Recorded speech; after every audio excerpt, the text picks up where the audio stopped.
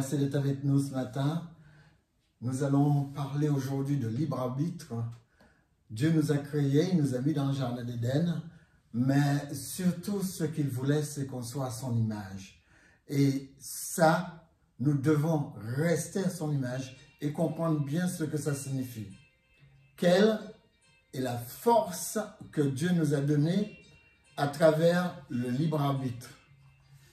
Jésus nous disait quand tu pries, il n'a pas dit si tu pries, il a dit quand tu pries. Quand tu pries, entre dans ta chambre, ferme la porte. Mais ce qui m'intéresse, c'est surtout le quand. Parce que Jésus, quand il nous a embarqués dans cette belle histoire de réconciliation et de régénération, nous a dit quand tu pries. Je trouve ça trop extraordinaire parce que c'est la force de frappe d'un enfant de Dieu. La force de frappe d'un enfant de Dieu. Quand tu pries. En clair, Jésus est en train de nous dire, je ne t'ai pas dit, si tu as envie de prier, prie. Je te dis que normalement, le citoyen des cieux, celui qui a sa carte d'identité déjà établie dans le ciel, il y a un moment où il doit entrer en contact avec moi. Il y a un moment où il doit prier. Il y a un moment où il doit se mettre entièrement à mon écoute.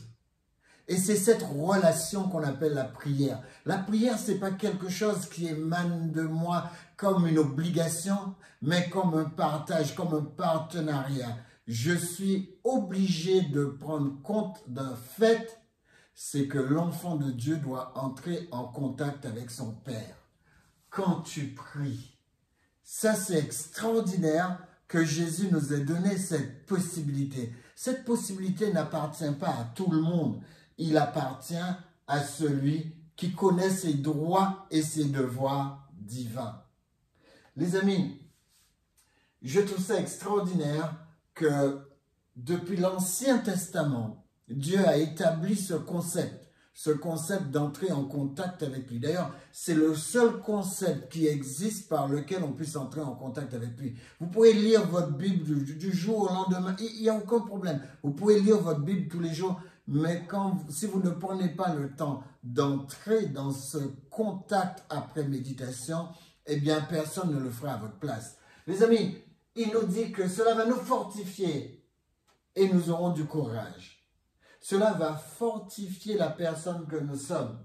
Nous allons agir fidèlement selon la loi qu'il a donnée à son serviteur Moïse. Et il dit, nous ne nous détournerons ni à droite ni à gauche afin de réussir dans tout ce qu'il nous a poussé à entreprendre.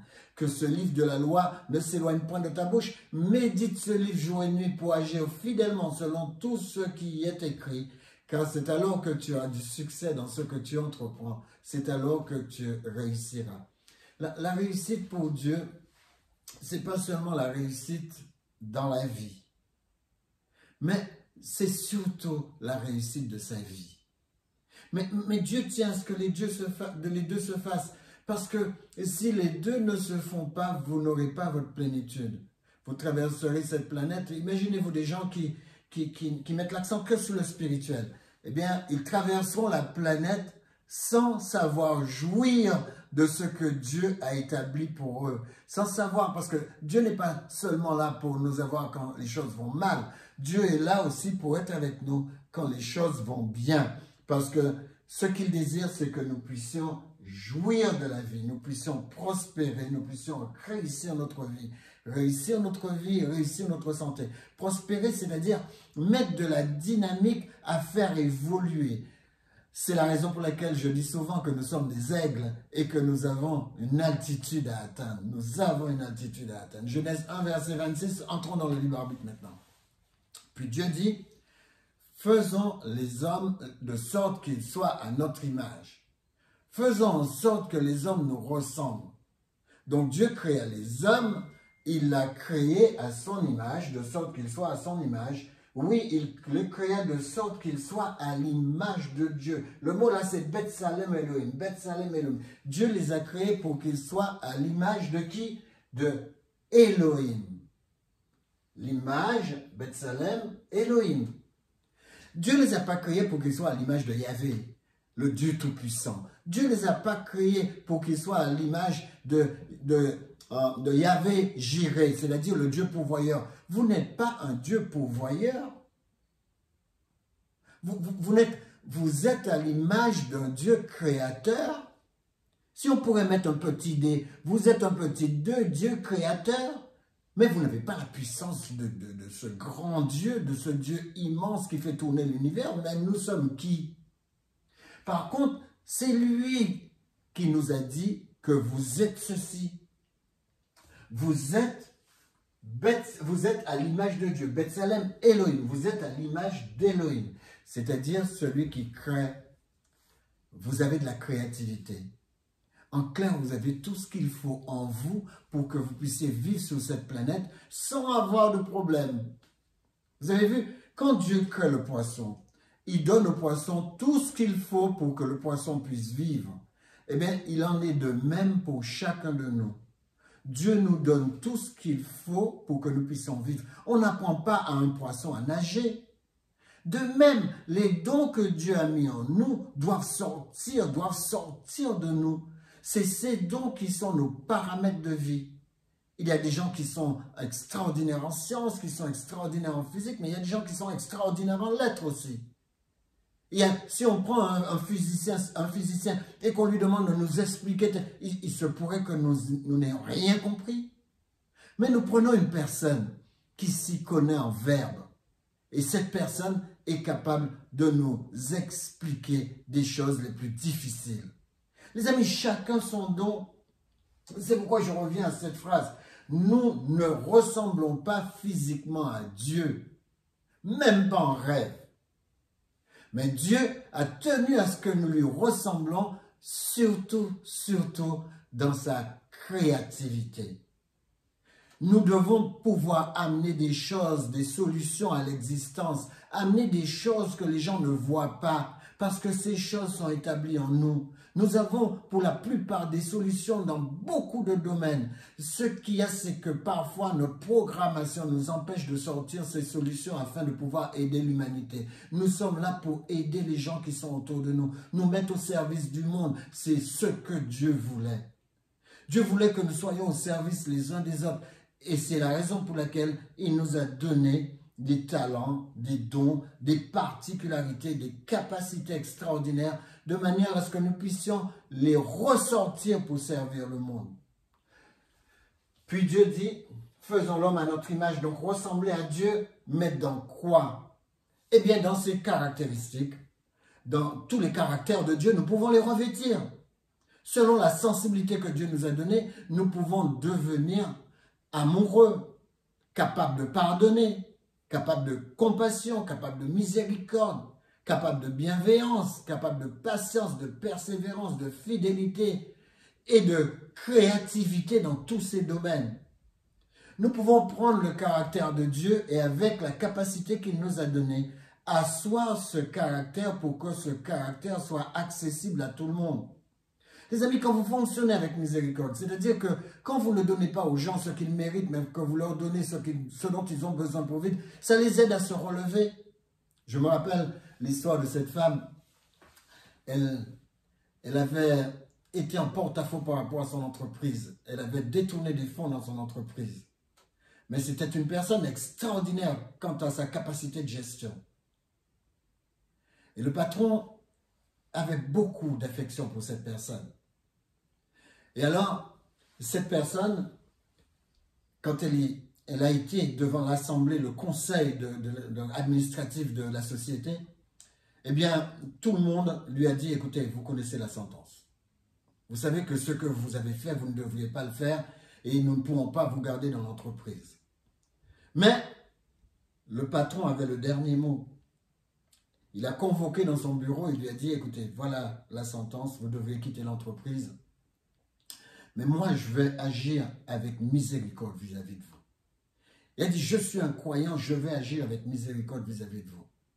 Est-ce que vous me promettez pendant tout le temps où vous serez dans cette entreprise de ne plus jamais recommencer? Et en larmes, elle a demandé pardon et le patron l'a réhabilité, il l'a réessayé. Elle a gardé son poste, d'assistante, mais il a réussi. Et le patron dit que grâce à cette personne, son entreprise a réellement pris de l'essor. Il avait vu juste. Elle avait des capacités dont il avait besoin, mais il avait besoin d'avoir sa parole de croyante, sa parole de femme, afin de savoir où il allait. Et il a eu raison de lui faire confiance. Parce que vous savez, on ne donne pas aux gens ce qu'ils méritent, on leur donne ce dont ils ont besoin pour s'épanouir. C'est ça la miséricorde. Nous pouvons agir avec miséricorde. Les amis, il faudrait souligner une chose. Je suis à l'image de Dieu, mais je ne suis pas Dieu. Que ce soit clair et net. Je ne suis pas Dieu. Dieu est le seul être à posséder une existence réelle. Dieu seul possède une existence réelle. Pourquoi? Parce que cette existence dépend de lui. Votre existence ne dépend pas de vous. Donc votre existence n'est pas absolue. Votre existence est seulement relative. Vous êtes là pour un certain nombre d'années. Ce n'est pas vous qui avez établi le temps que vous deviez passer sur cette planète. Ce temps, il est établi déjà depuis l'éternité. La Bible nous dit que Dieu établit toute borne, toute demeure, il établit tout, il établit les limites du temps, il établit les limites de la mer, il établit les limites de votre vie. Lui-même, il dit qu'après le déluge, l'homme ne vivra pas plus de 120 ans. Les amis, nous sommes là pour comprendre que Dieu seul a une existence indépendante. Vous ne pouvez pas faire de votre vie ce que vous voulez, comme vous voulez. Vous ne pouvez pas prolonger votre vie d'un seul jour. Vous ne pourrez même pas faire pousser vos cheveux tout seul. D'accord? C'est Dieu qui détient cela. Donc Dieu est la source de son existence. Mais il n'est pas seulement la source de son existence, il est la source de toute existence. Dieu est le seul à avoir une vraie réalité. Nous, notre réalité n'est que cette réalité qui nous est imposée. Nous ne pouvons pas changer de réalité comme nous le voulons. Les amis, il n'existe pas par rapport à une autre source que lui-même. Dieu est sa source. Parce que la Bible dit qu'il est, il était et il sera toujours. Il est sa source. Personne sur terre ne peut dire « je suis ma source ». Ça ne marche pas. Soulignons aussi que l'énergie qui se manifeste dans le temps n'a pas sa propre source. Pourquoi elle n'a pas sa propre source? Parce qu'elle n'a pas la durée qu'elle veut. Même le soleil même se consume. Les amis, les choses de la vie ne sont pas maîtres de leur source. Ils ne sont pas leur propre source. Dieu est la source de tout, même du soleil.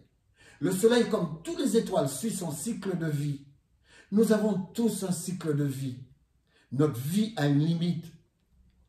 Quand l'oxygène sera épuisé dans le soleil se mettra à consumer l'hélium et il transformera tout en carbone. Tout va se dissoudre, tout va se terminer. De toute manière, on nous montre bien que rien dans ce monde n'est éternel. Les amis, rien n'est éternel dans notre univers, car il n'existe qu'aussi longtemps que leur source le veut. Tout ce qui tourne autour de nous, les planètes qui sont là, les météorites, tout ce que nous avons autour de nous, les amis, ils sont là que pour un temps. C'est Dieu la source. C'est lui qui garde la limite du temps. Ce que nous voyons n'est qu'une projection de la réalité décidée par Dieu. Dieu a projeté cette réalité. Pourquoi il l'a projetée? Eh bien, les amis, ça, c'est lui qui a pris la décision. Il maîtrise cette réalité projetée. C'est la raison principale pour laquelle il ne vit pas cette réalité. Il ne vit pas dans cette réalité. Cette réalité, il l'a mis en place. C'est comme si vous avez créé une petite maquette du monde et que vous avez établi des robots pour pouvoir tourner que là, comme dans un jeu vidéo. Eh bien voilà, c'est une réalité. Dieu a créé la réalité que nous vivons. Mais nous qui sommes-nous? Nous ne sommes qu'une partie de cette réalité. Nous profitons de cette réalité, mais avec une limite. Avec une limite. Et Dieu nous dit, un jour, je viendrai établir autre chose. Je viendrai établir une autre réalité qui sera éternelle, une autre réalité qui va vous dépasser, vous surpasser. Et je vais vous faire participer à cette réalité si vous faites ce que je vous dis, si vous obéissez à ma parole. Dans Job 28, verset 24, il dit « car il voit jusqu'aux extrémités de la terre en parlant de Dieu. Il aperçoit tout sous les cieux. Il n'y a rien qui échappe à Dieu. Si Dieu agit sur cette réalité comme il le veut, cette réalité ne peut se tourner contre lui et l'affecter. Dieu permet à l'être humain de pouvoir l'affecter que dans une certaine mesure. Je vais vous donner un exemple. Pourquoi Dieu nous a-t-il donné les 10 commandements? Parce que l'homme, avec les 10 commandements, peut se retourner contre Dieu. Il peut désobéir. Et en désobéissant, il peut froisser Dieu. Il peut toucher le cœur de Dieu. Oui, je veux dire, émotionnellement, il peut toucher le cœur de Dieu. Il peut mettre Dieu en colère. Il peut aussi faire en sorte que Dieu soit déçu. La Bible dit, Dieu a été déçu quand il a créé le déluge. Les amis, il peut attrister Dieu comme il peut attrister le Saint-Esprit. Si Dieu a mis les commandements en place, c'est parce que Dieu se rend vulnérable. Mais Dieu se rend vulnérable jusqu'à une certaine limite. Dieu se rend vulnérable jusqu'à une certaine limite. Il se rend vulnérable par amour pour l'être humain. C'est la raison pour laquelle cela mérite le respect. Dieu n'est pas affectable de manière absolue, mais il le permet de manière relative. Dieu n'est pas impressionnable de manière absolue. Il est intouchable, inaltérable, inébranlable. Dans l'absolu. Qu'est-ce que je peux faire à Dieu? Sinon désobéir et le froisser, parce que lui, il a mis cette capacité à le porter. C'est la liberté qu'il nous a donnée, la liberté qu'il nous a imposée. Nous ne pouvons pas aller plus loin. Quand Dieu prend une décision, elle est hors de l'influence de ses créatures. Dieu ne nous a pas réclamé pour prendre des décisions. Alors notre libre arbitre est libre arbitre parce que Dieu l'a voulu. Dieu ne peut être influencé par quoi que ce soit. Alors vous allez me dire, mais Lambert, alors à quoi sert la prière? Parce qu'il dit, si vous demeurez en moi et que mes paroles demeurent en vous, vous avez vu les conditions? Sa promesse est conditionnelle. Si vous demeurez en moi et que mes paroles demeurent en vous, demandez ce que vous voudrez et cela vous sera accordé. C'est une promesse. Je ne peux pas faire Dieu plier comme je veux. Mais par contre, quand Dieu donne une parole, il est tributaire de sa parole. Il est prisonnier de sa parole, disent les Hébreux. C'est-à-dire que quand il émet une parole, c'est un cadre de vie. Donc Dieu, en émettant ce cadre, contenu dans Jean 15, verset 7, il est en train de nous dire, les amis, tout ce que vous pouvez faire par la prière repose sur une promesse. Ma promesse, dit Dieu. C'est Dieu qui commande de le faire et qui promet d'en être le garant. Dieu est la garantie de ma prière si je me suis mis dans les conditions adéquates pour pouvoir prier. Si je demeure en lui, eh bien ce que je demande, Dieu n'a pas d'autre choix que de l'exaucer, même s'il l'exauce en son temps. Les amis, la prière ne change pas Dieu. Vous n'êtes pas là pour faire Dieu pleurer, ou pour attrister Dieu, ou pour faire en sorte que Dieu plie. Non, ce n'est pas à ça que sert la prière. La prière change la personne qui la pratique. Quand vous priez, cela vous fait revêtir du caractère de Dieu. Le fait de croire et d'obéir à une promesse me donne le caractère de Dieu. Caractère d'amour, caractère de pardon, de bienveillance, caractère de patience, de persévérance. Pourquoi vous faites ça? Ce n'est pas pour vous. Vous le faites parce que vous êtes en train de revêtir le caractère de Dieu. Quand je prie, donc je change ma relation envers Dieu. Quand je prie, ma dépendance relationnelle me fait ressembler à Dieu. Les amis, quand je prie, je change de nature. Je deviens comme Christ. Christ et le Saint-Esprit s'installent donc en moi. Je deviens comme lui. Je deviens un instrument avec lequel il peut avancer. Donc il est impossible que celui qui prie réellement ne change pas. Si vous avez un mari qui prie, c'est une bénédiction. Ça le changera. Il ne sera plus le même mari que vous avez l'année dernière. Il a changé, il a progressé, il a évolué. Il est devenu encore plus à l'image de Dieu. C'est extraordinaire d'avoir une personne qui aime le Seigneur. Alors si Dieu ne peut être influencé, les amis, dites-vous, que la prière n'est pas là pour influencer Dieu, mais elle est là pour établir et renouveler l'établissement de ma relation avec Dieu. Je ne prie pas pour obtenir des choses, mais je prie pour être comme Dieu. Comme Dieu, vous m'avez bien entendu. C'est-à-dire, petit à petit, revêtir les caractères de Dieu. Je prie pour me mettre en rapport avec lui, parce que le fait d'être en rapport avec lui me change en lui au niveau du caractère. Donc, quand je ne vois pas un exaucement, je n'ai pas à m'alarmer, puisque je sais que Dieu, quel que soit le moment, quel que soit le temps, il mettra les choses en œuvre. C'est la foi que j'ai en Dieu. Ma prière repose sur ma foi. Ma prière ne repose pas sous la foi de Dieu. La fidélité de Dieu est toujours extraordinaire. Donc ma foi ne repose pas sur la fidélité de Dieu. Ma prière repose sur la qualité de ma foi. Quand les choses ne vont pas dans votre vie, ne vous posez pas des questions sur le caractère de la foi de Dieu. Posez-vous des questions sur la qualité relationnelle que vous avez en rapport avec votre foi. Psaume 115, verset 3, il nous dit, notre Dieu est au ciel, il fait tout ce qu'il veut. Vous avez vu où est le libre arbitre? Dieu, il est au ciel, il fait tout ce qu'il veut. Et vous, vous êtes à l'image de Dieu. Vous pouvez vous aussi faire tout ce que vous voulez. Tout ce que vous voulez, vous pouvez le faire. Les amis, parce que quand vous avez revêtu les caractères de Dieu, ce n'est pas des choses négatives qui vous intéressent. Parce que vous avez changé de nature. Votre nature a changé, votre nature est devenue positive. Et donc, tout ce que vous pouvez faire, vous pouvez le réussir. Vous avez bien entendu? Dieu, il est au ciel, il fait tout ce qu'il veut. Vous, sur terre, vous pouvez faire tout ce que vous voulez. Une fois que vous avez revêtu le caractère de Dieu, Dieu amènera tout ce que vous voulez à l'existence. Parce que vous avez changé de nature. Vous n'allez pas demander à cambrioler une banque. Vous n'allez pas demander à tromper les personnes qui sont autour de vous. Parce que vous avez changé de nature. Vous n'êtes plus la même personne.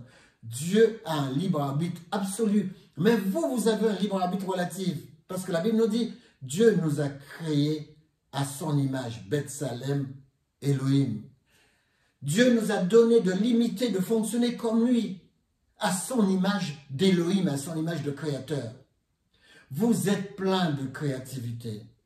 Qu'est-ce que c'est donc que votre libre arbitre? C'est faire ce que je veux, même si Dieu n'est pas d'accord. Les amis, c'est ça le libre arbitre qu'il nous a donné. Mais comme nous avons changé de nature, nous n'allons pas faire des choses même si Dieu n'est pas d'accord. Nous allons le faire en harmonie avec son accord. Vous avez compris la différence? Je dis tout à l'heure, vous pouvez faire mal à Dieu en désobéissant à sa loi.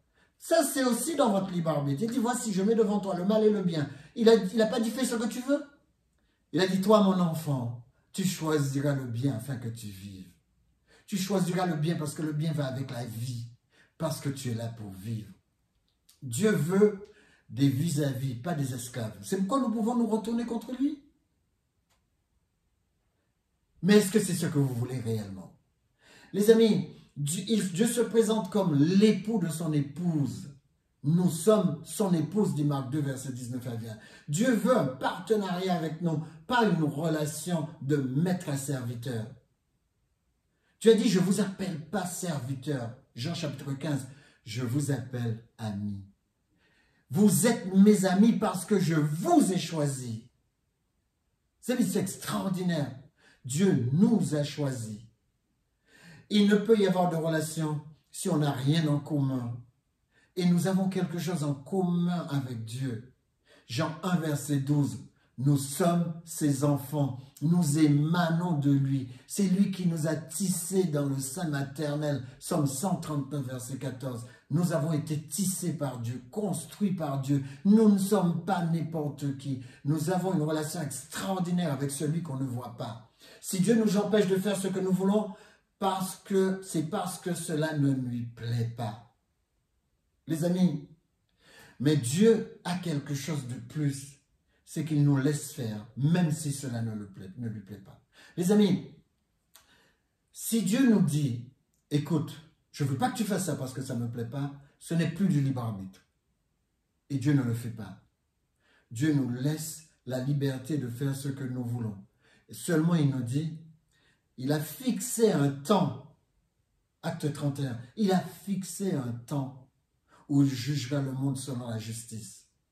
Donc il nous demande, obéis et tu n'auras même pas à passer en jugement. Les amis, vous pouvez lire ça dans Jean chapitre 14 qui nous parle de cette espérance jusqu'au chapitre 15 où il nous dit que nous ne passerons pas en jugement. Les amis, est-ce qu'il y a quelque chose qui empêche Dieu de faire ce qu'il désire? Non, absolument pas. Mais Dieu l'a mis comme ça. Nous ne sommes pas empêchés non plus car nous sommes à son image. Dieu se retient d'intervenir. C'est pourquoi ces enfants peuvent faire des choses qui sortent complètement de sa sphère. Parce que Dieu nous laisse la liberté de le faire. Tu as envie de pécher? Vas-y, tu as la liberté de le faire. Mais seulement ce que je veux, c'est que tu sois mon enfant et que tu sois représentatif. Alors, bien vivre son libre arbitre, c'est savoir ce qui est bien et le faire. Cela rend mon éducation parfaite. Tout ce que je fais affecte la projection de Dieu, écologique et cosmique. Tout ce que je fais affecte l'écologie, la nature, affecte tout ce qui est autour de moi. Tout ce que je fais, regardez ce qui nous arrive avec le climat. Les amis, tout ce que l'homme fait, toutes les décisions que l'homme prend affectent son environnement. C'est la raison pour laquelle Dieu nous demande de construire, de consolider cet environnement. Et l'apôtre Paul dit que toute la création soupire après les enfants de Dieu. Si vous êtes enfant de Dieu, vous devriez prendre part à la construction écologique. Les amis, Dieu attend beaucoup de ma contribution. Colossiens 3, verset 23. Il attend beaucoup de moi. Quelle est la limite de notre libre arbitre pour terminer? Tout ce que vous faites donne un résultat. Et ce résultat peut vous aider ou vous se retourner contre vous. C'est là une nuance du libre arbitre. C'est la raison pour laquelle je dis aux gens, attention à ce que vous faites. Tout ce que vous faites, vous allez le payer. Vous pouvez être malhonnête, vous allez payer le prix. Vous pouvez être honnête, vous allez aussi payer le prix. Vous allez voir quelquefois, que vous soyez honnête ou malhonnête, vous traversez les mêmes épreuves. Mais qui s'en sortira mieux? Celui qui est honnête, pas celui qui est malhonnête. Celui qui est malhonnête pourra voir tout se retourner contre lui et le détruire complètement, même physiquement. Mais celui qui est honnête laisse un bon souvenir. Il laisse derrière lui quelque chose d'extraordinaire, quelque chose qu'on ne peut pas faire disparaître parce qu'il est un enfant de Dieu. Que Dieu vous bénisse, que Dieu vous construise, continue à vous construire. Et sachez en tout cas que toutes les décisions que nous avons ne touchent pas uniquement, mais ont un impact positif ou négatif sur ceux qui nous entourent et même au-delà. L'apôtre Paul nous dit, nous rejetons les choses honteuses qui se font en secret. Nous ne sommes pas de cette catégorie. Nous rejetons les choses honteuses qui se font en secret. Nous n'avons point une conduite astucieuse et nous n'altérons point la parole de Dieu. Nous ne sommes pas là pour déconstruire, mais pour construire. Mais en publiant la vérité, nous nous recommandons à toute conscience d'homme devant Dieu. Nous devons être clean avec les hommes, clean avec nos semblables, clean avec Dieu. Vous ne pouvez pas être clean avec Dieu sans être clean avec vos semblables. Dites-vous que si vous n'aimez pas vos semblables, vous ne pourrez pas aimer Dieu. Romains 6, verset 13, ne livrez pas vos membres comme des instruments d'iniquité, des instruments de péché, mais donnez-vous vous-même à Dieu, comme étant vivant de mort que vous étiez, et offrez à Dieu vos membres comme des instruments de justice. C'est pas extraordinaire ça? Offrez vos membres à Dieu comme des instruments de justice. Éternel notre Père Céleste, nous sommes heureux de t'appartenir. Nous sommes heureux d'être de tes enfants. Conduis-nous, Éternel, à la lumière de ta parole. Change notre vie, change notre direction et donne-nous de pouvoir nous remettre debout. Car en toi est la vie, au nom de Jésus, pour ta gloire. Amen.